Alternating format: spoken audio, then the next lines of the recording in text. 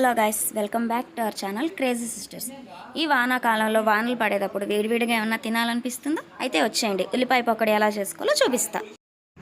చాలా సింపుల్ అండి. బౌల్లోకి ఒక హాఫ్ కప్ శనగపిండి, దాంట్లో ఒక 2 to 3 టేబుల్ స్పూన్స్ బీప్ పిండి వేసుకుని, దాంట్లో ఉప్పు కారం లైట్గా గరం మసాలా యాడ్ చేసుకుని, ముందుగా కట్ చేసి పెట్టుకున్న ఆనియన్స్ వేసుకుని డీప్ ఫ్రై చేసుకోవటమే. దీంట్లో కావాలనుకుంటే మనం కొత్తిమీర, కరివేపాకు, ఇంకొంచెం స్పైసీనెస్ కోసం పచ్చిమిర్చి కూడా యాడ్ చేసుకోవచ్చు అండి. కానీ అన్ని టైంలో మనకు అవన్నీ అవైలబుల్గా ఉండవు. కానీ తినాలి అనుకున్నప్పుడు ఇంట్లో ఉన్న వాటితోనే మనం ఇలా ఫాస్ట్గా చేసుకోవచ్చు అనమాట.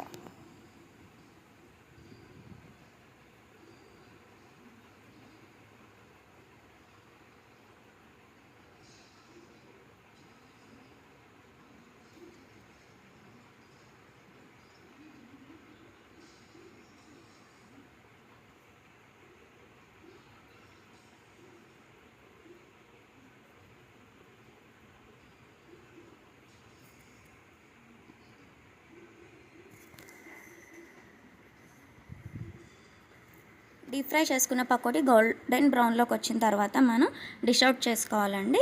ఇలా ప్లేట్లోకి సర్వ్ చేసుకునేటప్పుడు మనం లైట్గా పైన ఉప్పు కారం గరం మసాలా యాడ్ చేసుకుని కొంచెం నిమ్మకాయ పిండుకొని తింటే చాలా టేస్టీగా ఉంటుంది. ఈ వీడియో మీకు నచ్చినట్టయితే క్రేజీ సిస్టర్స్ ఛానల్ని సబ్స్క్రైబ్ చేసుకోండి. Thank you for watching.